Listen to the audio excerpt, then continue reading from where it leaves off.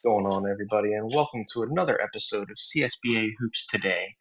Unfortunately, this is going to be a little bit of a condensed version of CSBA Hoops Today since we have a short time frame to work with here this week, but we're still going to cover all the highlights like the matchups of the week and even release a new interview of someone that is pretty new here to the CSBA universe. So we'll get to learn a little bit more about our community. But no highlights, unfortunately. Like I said, we're working with a short time frame here, but the matchups of the week that we're going to be covering here this week, some of the better games of the week with Georgia against Vanderbilt, Syracuse against Miami, Illinois against Houston, Creighton against St. John's, and then a big time potential upset here with Washington State against Memphis. So let's get right into the action. Now, the first game we're going to give a quick little recap for is the Creighton Blue Jays, number 17 Creighton Blue Jays, against the St. John's Red Storm. And this one ended up being quite a turn of events here in this game, as you can see St. John's ended up getting the upset, winning 90 to 84, which was quite surprising. I mean, I realized that it was in Madison Square Garden, but at one point, Creighton held a largest lead of 17, and St. John's managed to diminish that lead and end up pulling the upset over number 17 Creighton. St. John's had 56 points in the paint, which is absolutely insane. Both teams shot pretty well, over 50%, and St. John's even shot 44% from the three-point line, but they happened to erase that deficit of 17 at one point to get the victory. Your player of the game for the Johnnies ended up being Asante Hanzo, who ended up with 24 points, 7 rebounds, 1 steal, and 3 blocks. One person I did want to cover here for Creighton quickly is Mike Saluki, who finished with 26 points, 3 rebounds, 4 assists, and 3 steals. So nothing to fret about for Saluki and his performance, but the Johnnies end up getting the victory, like I said, 90 to 84. Our next matchup featured the number 10 Georgia Bulldogs against number 7 Vanderbilt. So a top 10 matchup here, which ended up being a great game as Georgia ended up pulling the victory 81 to 74 on the road at Memorial Gymnasium, which is not an easy place to play. Featuring both teams, they both shot decently well, around 50%. Neither team held a double digit lead, Georgia holding the largest lead at 8.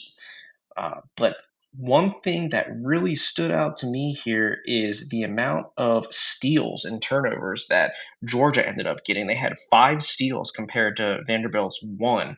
So that tough nosed defense that the Bulldogs brought against the Commodores definitely fared well for them. And your player of the game ended up being Kryshawn Marbury for Georgia, who finished with 22 points, 3 rebounds, and shot 9 for 11 from the field. So that was definitely a very impressive performance there from Marbury.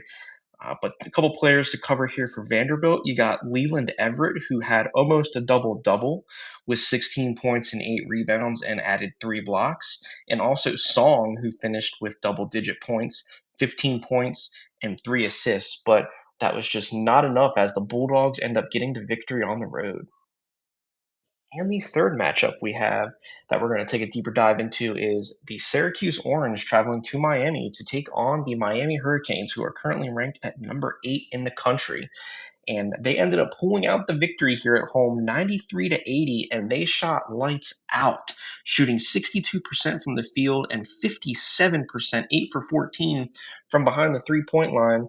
And they even doubled up the Orange in defensive rebounds, 31 to 16, and held a largest lead of 14. So the Hurricanes ended up pulling out the victory here at home. But both teams shot surprisingly well from some of their performers here. So let's take a look into that. We'll start with your player of the game, Angel Torres for the Canes, who had 15 points, 5 rebounds, 2 assists, and 1 block. And also Battle finished in double figures with 12, and Wilson also finished with 12 and 6 rebounds. But the Orange had some pretty decent performances as well. You have Saladin Amos, who finished with 18 points, Ware with 17, and Miles with 14. So the Orange definitely came to play. but Miami ended up taking the victory here at home. Our fourth matchup features a top 25 matchup between the Illinois Fighting Illini going to Houston to take on the Cougars at the Fertitta Center. As you can see, Houston number 17 and Illinois number 16, so very close in the rankings here. But your home team, the Cougars, ended up getting the victory, 87 to 78.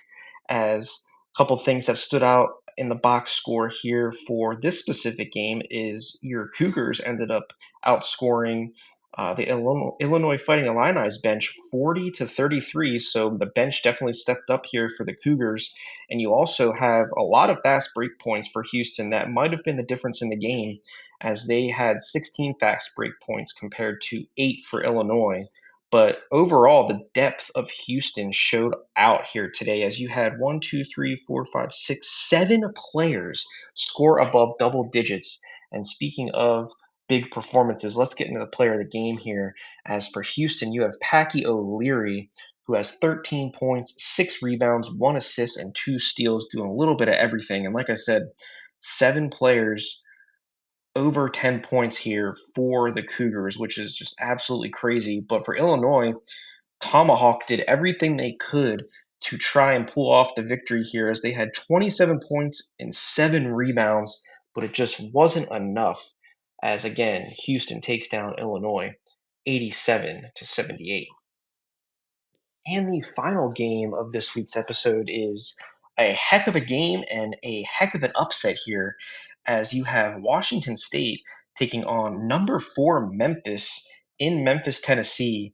And this team, the Cougars of Washington State, pulled off the improbable upset here, going all the way to Memphis across the country to take down the Tigers 87 to 80. And what a performance the Cougars had.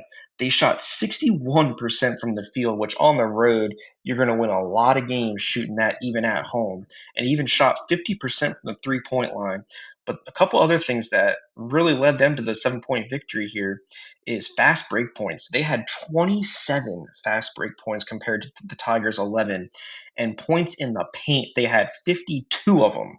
So dominating down low and on the fast break, that's a recipe for success on the road, as Washington State pulled off the improbable upset over Memphis 87 to 80. And your player of the game ended up being for Washington State, Cease Miller, who did everything tonight. 20 points, 3 rebounds, 3 assists, and 2 steals.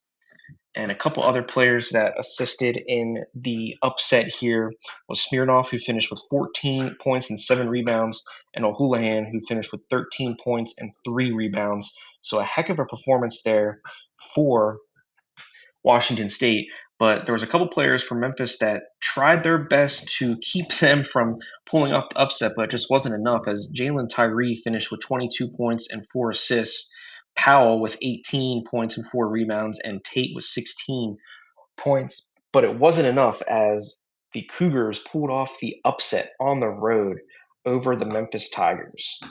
And now up next, we're going to have our special highlight here for an interview with one of the newer members of the CSBA universe. So let's take a deep dive into this and get to know some of our community.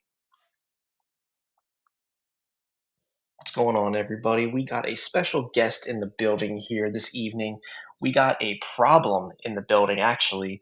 The problem child is in the building to talk with us here and get to know him a little bit better. So let's, without further ado, get the problem child in here. And why don't you introduce yourself and let us know who you are? My name is Joseph Gaines, aka Problem Child. I'm a player in this league, and I'm going to enjoy every moment of it.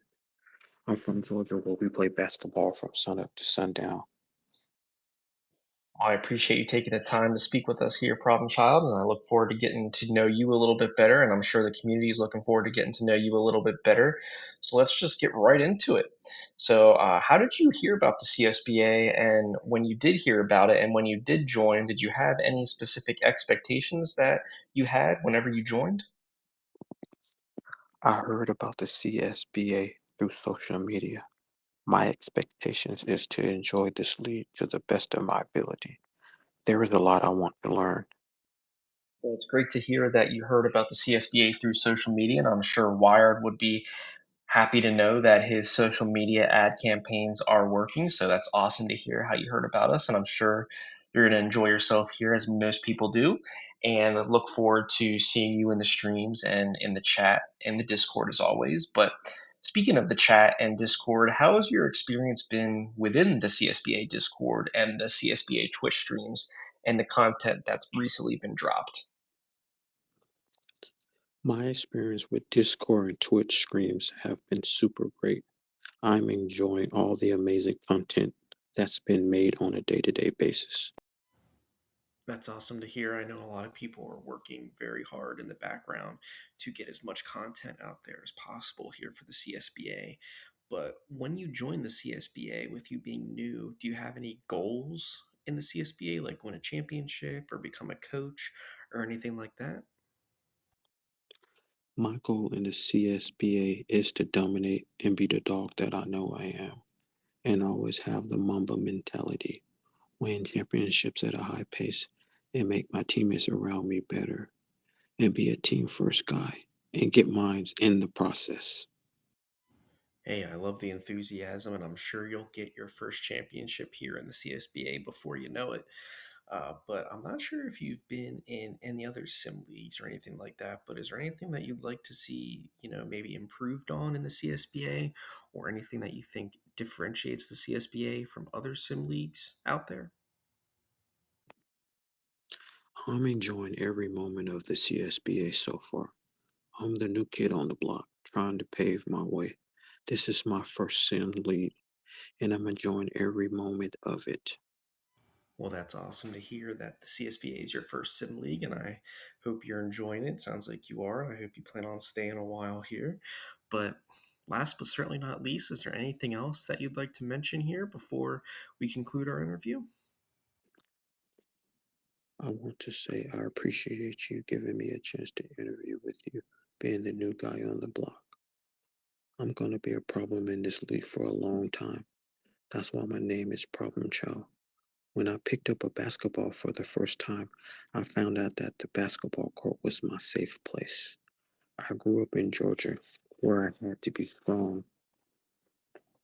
I wasn't going to let anyone outwork me.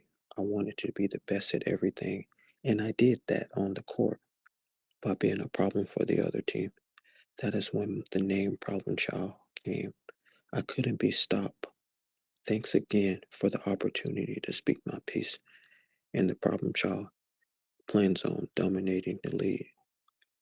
Well, I also appreciate you taking the time to do the interview here with us, and I wish you nothing but the best. I know I look forward to you living up to your name and wreaking havoc and being a major problem here in the CSBA, and I have no doubts that you're going to lead your player to many titles here, potentially here in the next few seasons within the CSBA. But again, thank you so much for joining us. And that'll do it here for another episode of CSBA Hoops Today. Again, I apologize that it was kind of a condensed version here, but we were kind of working on a time crunch here this week. So looking forward to getting back to our normal routine here next week. And I hope you all are enjoying the conference tournaments. And I will see you guys next week.